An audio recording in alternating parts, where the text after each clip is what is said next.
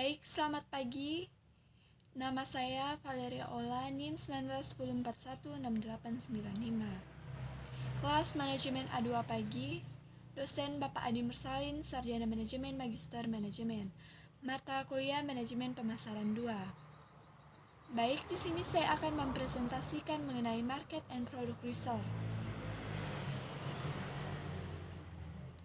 Nah, sebelum kita membahas lebih jauh, maka kita perlu mengetahui apa itu riset pemasaran.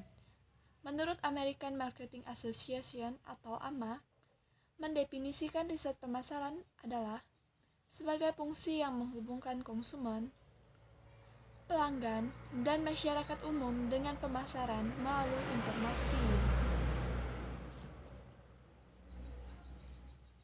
Nah, ada jenis-jenis riset pasar. Yang pertama, riset primer atau in-house, yaitu riset primer sendiri terbagi menjadi dua berdasarkan jenis informasi yang diinginkan, yaitu kuantitatif dan juga kualitatif. Yang kedua, riset pasar sekunder atau derivatif. Riset sekunder biasanya dilakukan dengan membaca berbagai artikel, riset tren, hingga statistik pasar. Sumbernya bisa dari lembaga pemerintahan, media, lembaga pendidikan, atau bahkan dari rilis yang dilakukan oleh kompetitor Anda.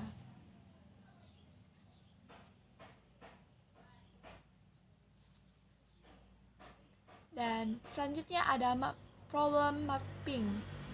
Jadi problem mapping itu contohnya bisa dari masalah kecantikan, yaitu seseorang melakukan berbagai perawatan seperti perawatan rambut, kulit, tubuh, perawatan daging, jerawat, gigi, dan perawatan kecantikan lainnya. Nah, jadi ada franchise mastery.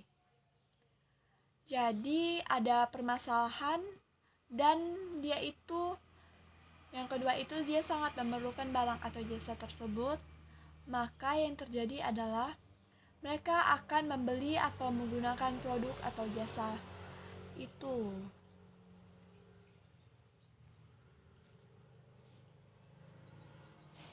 Nah, jadi franchise mastery adalah bahwa pemberi wabarala atau waralaba dalam rangka memberikan bimbingan kepada para penerima waralabanya telah memiliki pengetahuan yang cukup mengenai dasar-dasar pengelolaan bisnis dan bahkan dari kiat-kiat itu untuk membuat bisnis yang akan dimitrakannya tersebut dapat berjalan dengan lancar.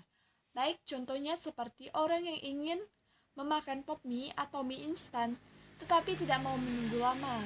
Contoh yang kedua ada orang yang ingin mengirimkan barang tetapi tidak mau menunggu lama, yang ingin mengirimkan barang ke luar negeri, ataupun orang yang ingin mengirimkan barang hanya di dalam negeri.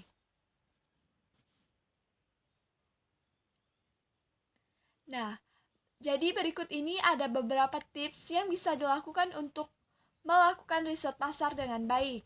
Yang pertama, fokus pada tujuan riset Anda. Yang kedua, fokus ke segmen pelangganan Anda. Yang ketiga, siapkan pertanyaan sesuai dengan tujuan riset. Yang keempat, mengenali kompetitor Anda dengan baik. Yang kelima atau yang terakhir adalah analisis riset pasar dengan lebih baik. Jadi kita perlu melakukan kelima hal tersebut agar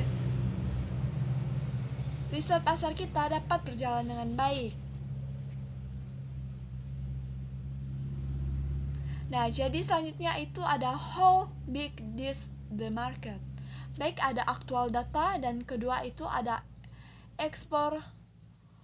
ekstrapolasi. Baik, kita akan membahas tentang aktual data yang terlebih dahulu. Jadi, aktual data itu ada 3, seperti konsumsi per kapita. Yang kedua itu market size. Yang ketiga adalah market share.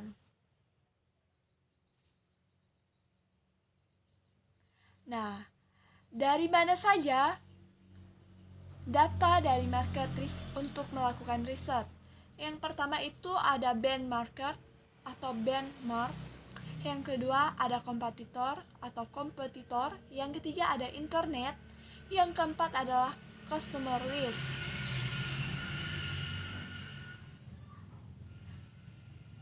Baik, sekian presentasi dari saya. Atas waktunya saya ucapkan terima kasih dan juga selamat pagi.